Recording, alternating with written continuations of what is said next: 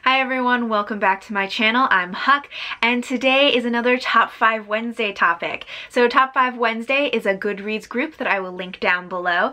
And for Top 5 Wednesday, there's a topic for every Wednesday, which you post on whatever social media you use, your top 5 bookish things for that category. This week's topic is top 5 books you didn't get to in 2017. So these are books that you've had that you meant to get to in 2017 but just couldn't get around to it. For me, these will not be books that I recently got. I just recently did a book haul that I will link down below if you would like to see it. And so those are books that I got very recently in December and are all ones that I want to read and prioritize in 2018. But for this video, I'm including books that I have gotten a while ago and have been sitting on my shelf and sitting on my shelf, and I kept meaning to get to them and I just didn't for a majority of 2017. My first book for this topic is Ship of Magic by Robin Hobb. This is the first in her Live Ship Traders trilogy. I want to read this whole trilogy this year. In 2017, I read the Farseer trilogy by Robin Hobb, and that was my first introduction to Robin Hobb's books. I really enjoyed it, and I want to continue on, but her books are pretty chunky. I did read quite a few chunky books in 2017, but I couldn't get through all of them. So this is one that I want to get to in 2018. I mean, like, look how this is over 800 pages. It's pretty giant. In the Live Ship Traders trilogy, there are ships that are sentient ships. They undergo a quickening and become aware, and so they're extremely valuable as ships. We follow Althea, who has a family ship that is about to undergo its quickening and become sentient, but this ship is coveted by a pirate also, and so this follows Althea as she inherits this ship and has to go up against this pirate who also wants this extremely valuable ship. So this one I am really excited to read. As I said, I read her Farseer trilogy last year, and I really enjoyed it. It had some ups and downs for me, but in general I really liked it, and I wanted to read more by Robin Hobb and more in this world. This takes place in the same world but with different characters. But I've also heard from people that the Farseer trilogy is usually the least favorite of all of her trilogies, and that the Live Ship Traders trilogy is usually people's favorite. So I am looking forward to reading this, and I'm pretty optimistic about it. Right now I have the first book, which I said is Ship of Magic, and I actually have the second book as well right here, which is The Mad Ship. The third book is Ship of Destiny, I believe, but I don't have that one yet. I'm trying to get them with matching covers. I know that these aren't the same size because this is a trade paperback and this is a mass market paperback, but I like these covers, so it doesn't bother me as much that they're not the same size. These covers are really hard to find. The next book that I did not get to in 2017, but I really want to get to in 2018 is The Name of the Wind by Patrick Rothfuss. This book follows Kvothe, which I think is how you say his name, who is retelling his life. I believe that at one point in his earlier life, he was a very powerful wizard. At this point, he is not practicing as a wizard anymore, but he is now telling someone and recounting his life story and the adventures that he went through. This is another pretty chunky book, not quite as chunky as the other one, but it's still a pretty hefty book. I've heard a lot of great things about this book. It's a very well loved book, and I always hear amazing things.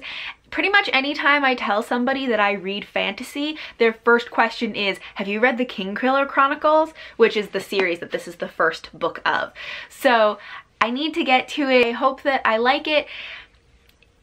It's not a book that I would have picked up on my own, but after hearing all of the reviews, I do want to try it out. So this is another one that is a chunky book that I want to get to in 2018. The next book that I want to make sure I get to in 2018 is Wizard of the Grove by Tanya Huff.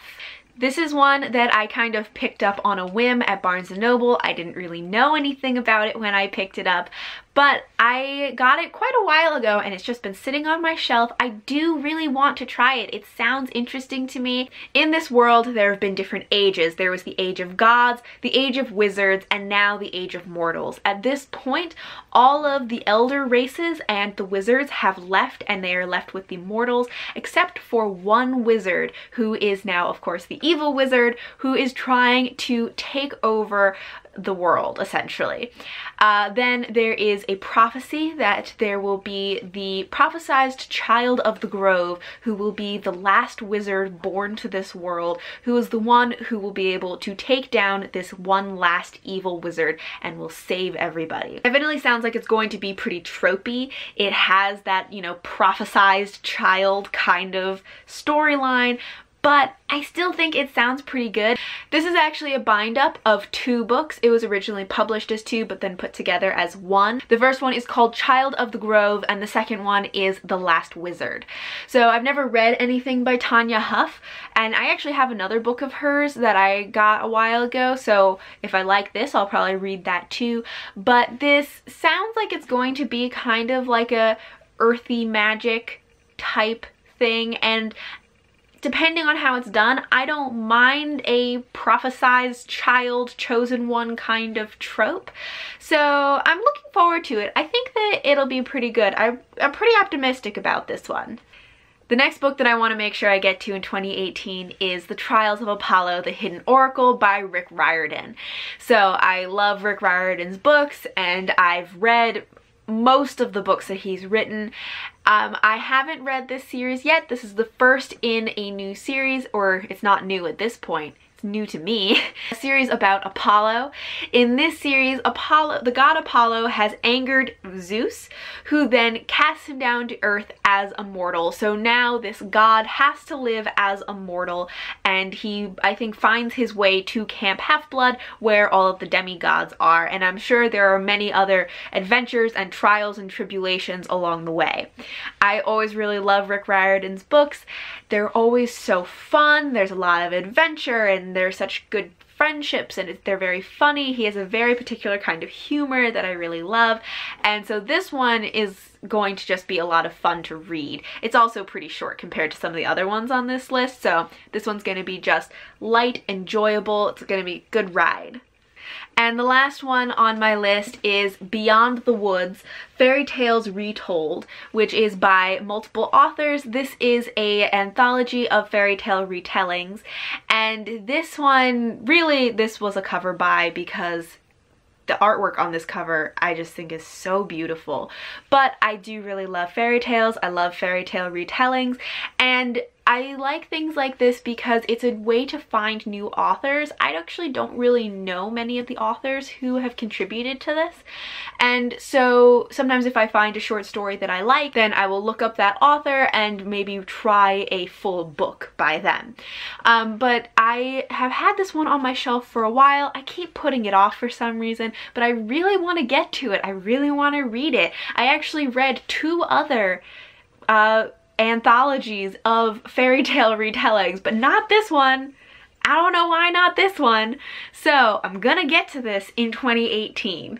Alright, so that is it for the top 5 books that I didn't get to in 2017 that I now want to prioritize in 2018.